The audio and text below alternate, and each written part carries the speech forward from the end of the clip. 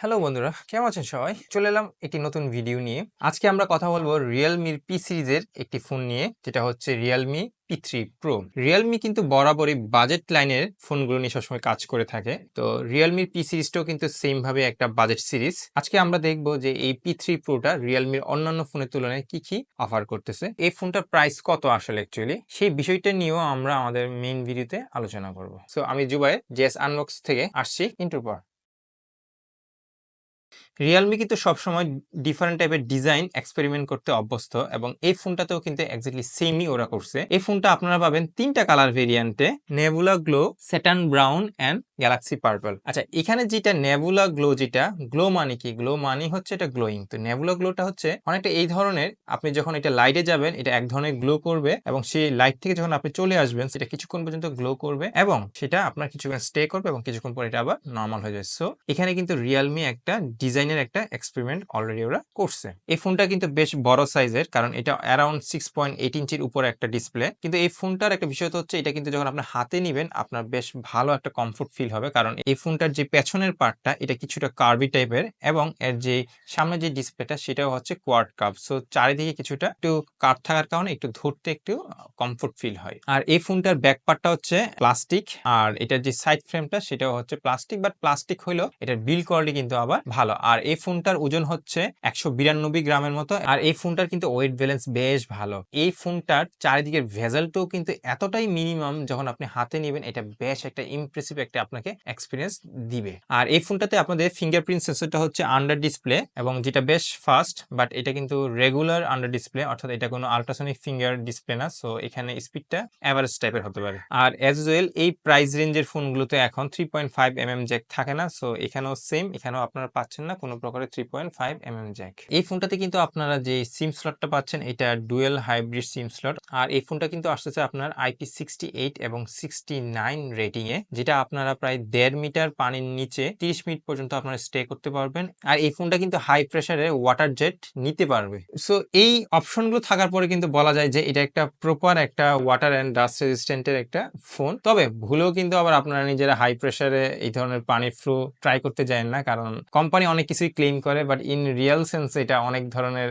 Very করে under different environmental কন্ডিশনে। আচ্ছা, এই ফোনটার ডিসপ্লে সেকশনটা কিন্তু একটু বেশ ইমপ্রেসিভ। এই ফোনটাতে পাচ্ছেন আপনারা 6.83 ইঞ্চির একটি অ্যামোলেড ডিসপ্লে, যেটা 1 বিলিয়ন কালার সাপোর্ট করে, এবং অবশ্যই তো থাকছে এখানে 120 হার্জ রিফ্রেশ রেট, যেখানে আপনারা পাচ্ছেন 1.5K রেজলিউশন। তবে এখানে একটা নেগেটিভ সাইড হচ্ছে, এখানে আপনাদের যে প্যানেলটা দেওয়া আছে এটার কোনো ধরনের এলটিপিউ প্যানেল না। সো এখানে রিফ্রেশ রেটটা হবে ফিক্সড। আর এমনিতে এই ডিসপ্লেটার ম্যাক্সিমাম ব্রাইটনেস হচ্ছে 1500 নিটসের মতো, আর এটা রেগুলার মোডে আপনারা পাবেন প্রায় 1200 নিটস। সো আউটডোরের ক্ষেত্রে কোনো ধরনের আপনারা ইস্যু ফেস করবেন না। আর যেহেতু এটা 1.5K, সো এখানে আপনার ডিসপ্লে পিপিআই হচ্ছে 450 পিপিআই, আর ফোনটার স্ক্রিন টু বডি রেশিও হচ্ছে অ্যারাউন্ড 90%। সো একেবারে বটম, চিন এবং সাইড পুরোটাই আসলে খুবই মিনিমাম, যেটা আপনাকে খুব ভালো একটা এক্সপিরিয়েন্স দিবে। আচ্ছা, রিয়েলমির এই ফোনটা কিন্তু কিছুটা গেমিং সেন্ট্রিক ফোন বলা যায়, যেহেতু আপনারা এখানে পাচ্ছেন স্ন্যাপড্রাগনের 7S Gen 3, যেখানে আপনারা পাবেন জিপিইউ হিসেবে অ্যাড্রিনো 710, আর পাশাপাশি তো অবশ্যই থাকছে র্যাম হিসাবে LPDDR4X,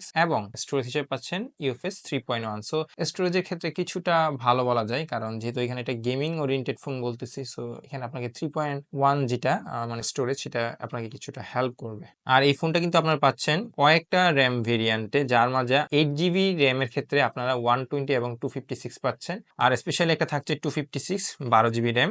আর এই প্রসেসরটার আন্তর্জাতিক স্কোর হচ্ছে অ্যারাউন্ড 7,50,000 এর কাছাকাছি, আর যেটা গিগবেঞ্চের স্কোর হচ্ছে সিঙ্গেল করে 1178, আর মাল্টি কোরের ক্ষেত্রে অ্যারাউন্ড 3000 এর মতো। আচ্ছা, এই ফোনটা যেটা বললাম এটা কিন্তু গেমিং সেন্ট্রিক কিছুটা ফোন, এবং এই ফোনটার যে চিপসেটটা সেটাও কিন্তু কিছুটা গেমিং সেন্ট্রিক বলা যায়, মানে গেমিং ওরিয়েন্টেড ফোনের জন্য ব্যবহার করা হয়। এখানে আপনারা পাবেন জিটি মোড, যেটা আপনার গেমিং এ FPS বুস্ট করবে, পাশাপাশি আপনারা এখানে ভিজিএমই যে গেমটা এটা কিন্তু খেলতে পারবেন 90 FPS এর, যেটা এভারেজ FPS হচ্ছে অ্যারাউন্ড 84 এর মতো থাকে। আর এখানে আমরা এমনিতে ট্রাই করছি কল অফ ডিউটি, যেটা বেশ ভালোই পারফর্ম করে, এবং এখানে গ্রাফিক্স এর ডিটেলটাও খুব ভালো। আর এখানে তো অবশ্যই পাচ্ছেন আপনারা যে রিয়েলমির যে কিছু ফিচার, যেমন মোশন কন্ট্রোল। আপনারা যদি মোশন কন্ট্রোল অ্যাক্টিভ করেন সেক্ষেত্রে আপনারা মোশন কন্ট্রোল ব্যবহার করে আপনারা গেমস খেলতে পারবেন।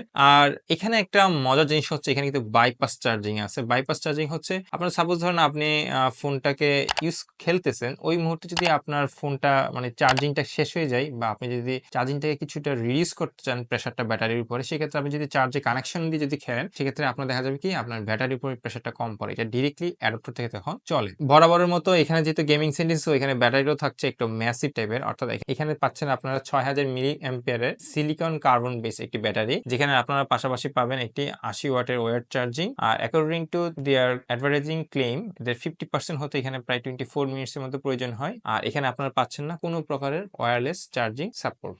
আর এই ফোনটাতে আপনারা সফটওয়্যার সেকশনে পাচ্ছেন অ্যান্ড্রয়েড 15 বেসড রিয়েলমি UI 6.0, আর যেখানে আপনারা পাবেন 2 বছরের একটি মেজর আপডেট এবং 3 বছরের আপনার সিকিউরিটি আপডেট পাচ্ছেন। তবে এখানে এই কাস্টম UI তে আপনারা পাচ্ছেন বেশ কিছু ব্লুটুথ, যেগুলো আবার আনইনস্টল করতে পারবেন। তবে এখানে একটা বিষয় হচ্ছে কি, এখানে আপনার 120 হার্টজটা এতটা অপটিমাইজ না। এখানে দেখা যায় কিছু অ্যাপস 90, কিছু অ্যাপস হয়তো 120 হার্টজ। তো এই জায়গাটাতে হয়তো রিয়েলমির UI কে কিছুটা কাজ করতে হবে। আর এখানে আপনারা AI ফিচার হিসেবে পাচ্ছেন কিছু অপশন, যেগুলোর মধ্যে রয়েছে সামারি। যেমন ধরুন আপনি একটা PDF ফাইল বা কোনো একটা ফাইল দিলেন, সেখান থেকে আপনি হয়তো একটা ছোট সামারি ক্রিয়েট করতে পারবেন। এছাড়া তো আছে অবশ্যই যে ইমেজ থেকে বিভিন্ন অবজেক্টগুলোকে রিমুভ করার থাকছে, আর রিফ্লেকশন রিমুভও থাকতেছে এই জায়গাটাতে, অর্থাৎ কোনো ধরনের ছবি তোলার সময় কারো রিফ্লেকশন বা কোনো রিফ্লেকশন আসলে সেটাও আপনার রিমুভ করার অপশন থাকছে। আর সার্কেল টু সার্চ তো এখানে থাকছেই। আর এই ফোনটাতে কানেক্টিভিটি সেকশনে পাচ্ছেন 9টি 5G ব্যান্ড, পাশাপাশি পাচ্ছেন এখানে 4G plus plus career aggregation, wifi 6, Bluetooth 5.2, আর ইউএসবি তে আপনারা পাচ্ছেন অ্যাজ ইউজুয়াল রেগুলার যে 2.0 থাকে সেটাই পাচ্ছেন। আর এখানে কোনো প্রকারের NFC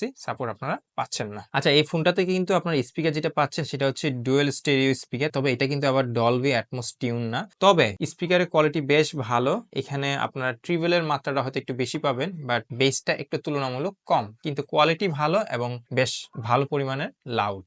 আর এই ফোনটা যেহেতু গেমিং ওরিয়েন্টেড, সো ক্যামেরাটার থেকে আপনারা খুব একটা বেশি এক্সপেক্ট করতে পারেন না। সেই হিসাবে কিন্তু আবার এটাতে বেশ ভালোই একটা সেটআপ দিছে। এখানে পাচ্ছেন আপনারা মেইন ক্যামেরাতে 50 মেগাপিক্সেলের একটি শুটার, যেটা অবশ্যই ওএস সাপোর্ট করে। আর পাশাপাশি এখানে থাকছে 2 মেগাপিক্সেলের একটি ডেপথ ক্যামেরা, যেটার অ্যাপাচার হচ্ছে 2.4।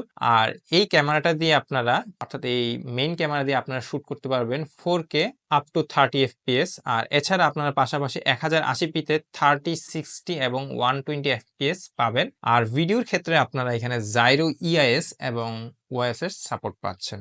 আর যেহেতু একটু গেমিং সেন্ট্রিক ফোন, সো বরাবরের মতো কোথাও তো একটা জায়গায় কাট করতে হবে, কস্ট কাট করতেই হবে। তো এখানকার কস্ট কাটটা হচ্ছে এটার সেলফি সেকশনে পাচ্ছেন আপনার 16 মেগাপিক্সেলের একটি শুটার, যেটার অ্যাপাচার হচ্ছে 2.4, এবং এটা দিয়ে আপনারা শুট করতে পারবেন ম্যাক্সিমাম 1080p, অবশ্যই এটা 30 FPS এ। তবে ভালো দিক হচ্ছে আবার এক্ষেত্রে আপনারা এখানে জাইরো EIS সাপোর্ট পাচ্ছেন, অর্থাৎ যেটাকে আমরা ইমেজ স্টেবিলাইজেশন বলি, ডিজিটাল ইমেজ স্টেবিলাইজেশন, সেটা পাচ্ছেন। সো ফ্রন্টে ভিডিওর ক্ষেত্রে খুব একটা খারাপ আসবে না, কিন্তু লিমিটেশনসটা হচ্ছে এখানে আপনার কোনো ধরনের 4K সাপোর্ট পাচ্ছেন না। আচ্ছা, তো রিয়েলমির ফোনগুলোর কিন্তু কালার টোনটা কিছুটা স্যাচুরেটেড হয়, এবং এখানেও কিন্তু সেম। এখানেও আপনার যে ছবির যে ইমেজের যে ছবির যে টোনটা, কালার টোনটা, এটা কিছুটা স্যাচুরেটেড। এবং এখানে কিন্তু আপনারা যেহেতু এটা 50 মেগাপিক্সেলের একটি সেন্সর, সো এখানে আপনারা বেশ ভালো ওয়েল ডিটেইলড ছবি পাবেন।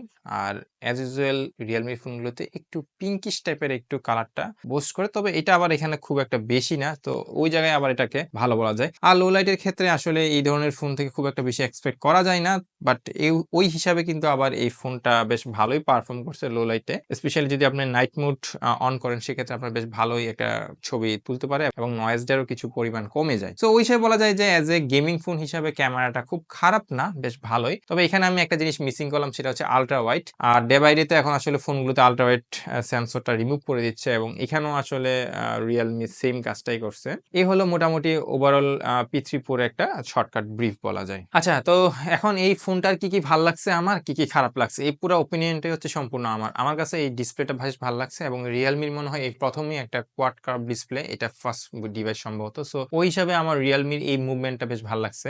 আর এখানে প্রসেসরটাও কিন্তু অ্যাকর্ডিং টু প্রাইস ইস্যু যদি কাউন্ট করি আমরা, সেক্ষেত্রে বেশ ভালোই বলা যায়। বিল কোয়ালিটিও ভালো। আর যে পিছনে যে কালার চেঞ্জিং এর যে বিষয়টা, এটা কিছুটা আমার কাছে মনে হয় গিমিক, এটা আসলে খুব একটা মানুষ ব্যবহারও করে না পরবর্তীতে, বাট কি আর করার, যেহেতু কোম্পানি আমাদেরকে দিচ্ছে। তবে এই ফোনের মেজর একটা লিমিটেশন হচ্ছে এখানে আলট্রা ওয়াইড নাই। আলট্রা ওয়াইডটা থাকলে মনে হয় একটু বেশ ভালো হইতো। আর এই ফোনটা কিন্তু আপনারা এই মুহূর্তে বাংলাদেশে আনঅফিসিয়ালি পাচ্ছেন।